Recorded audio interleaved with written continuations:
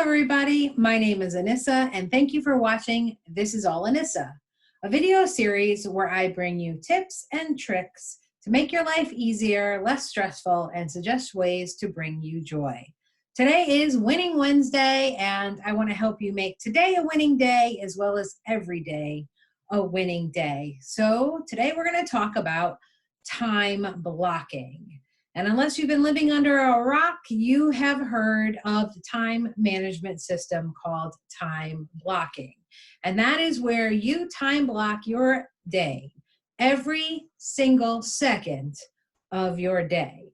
Now, if you know me at all from watching these videos, you know that I am not an extremist. I do not go anywhere close to being an extremist. I'm more of a middle of a roader. Now we have decided that's a word for me. So middle of a roader is where I like to be.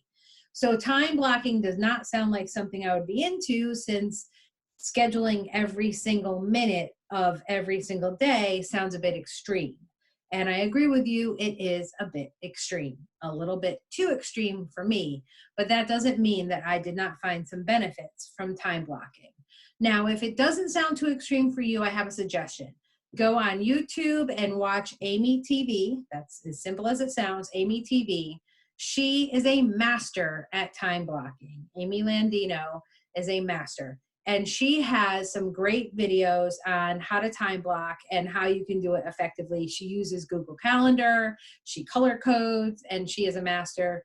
She time blocks literally from the moment she wakes up to the moment she goes to bed. She is very proud of it, and she is the guru of time blocking. So if that's what you want, that's who you should watch to find out. I did pick up some really good tips and tricks from her, and I did learn to appreciate time blocking, although I did find out that it's not for me. However, I do employ some of the things that time blocking does. So if you are like me, more of a middle of a roader, here is some little hacks that I have for you for time blocking. Now, why did I choose to do some portions of time blocking? Because what I found is time blocking does give me a sense of control over my work week. It allowed me to become an active participant in my own productivity and focus during the work week. And it also gave me a sense of calm and peace that I was going to be able to accomplish my to-do list. So if you've been watching these videos, you know I'm also a big fan of to-do lists. So in getting those to-do lists done by the end of the work week is a very big incentive for me and push for me. So using time blocking to get them done is one of my many techniques that I employ to make sure that happens. So here are some tips and tricks. For the first thing is, I do not time block all my everyday tasks. Now, some people do. I do not. So I get up in the morning and I brush my teeth. I feel like that's an everyday task that everybody should be doing. I don't put it on a calendar. I don't feel that's necessary. I also drink coffee every single day. I am #SassyCoffeeQueen, and it is a requirement for life. So I'm not putting it on the calendar. I'm going to do that without thinking, just like I'm going to breathe without thinking. So I don't put things like that. I think it just bogs down my calendar and my day, and it just makes it very cluttery, and I don't like it. So I don't put those kind of things on there. So for me, eliminating all that stuff made me breathe easier. Number two, I look at my to-do list, and I make a to-do list as a daily and a weekly.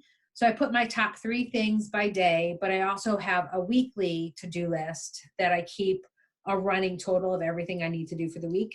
And I look at that and I set aside blocks of time for the projects on my weekly. And these are for project tasks. I keep my appointments and such separate from that. Those are always on my calendar. But if I need a project to be completed within a week, I put that on there. So I work in the events industry.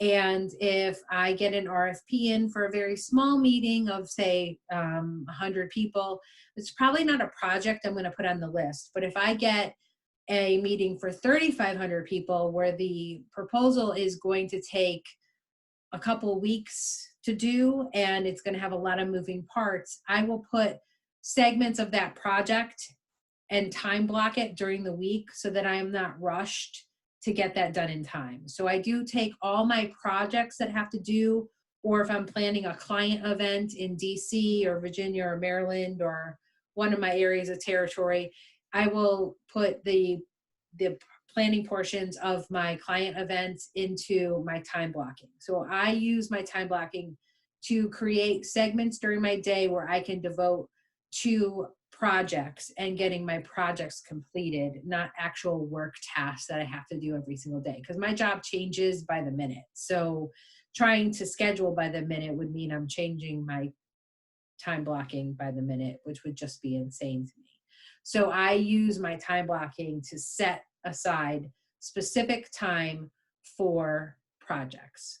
And the third task, that third hack, I should say, that I use is I group my tasks together. So if a task is going to take less than 30 minutes, to me, it does not warrant a time block on my calendar.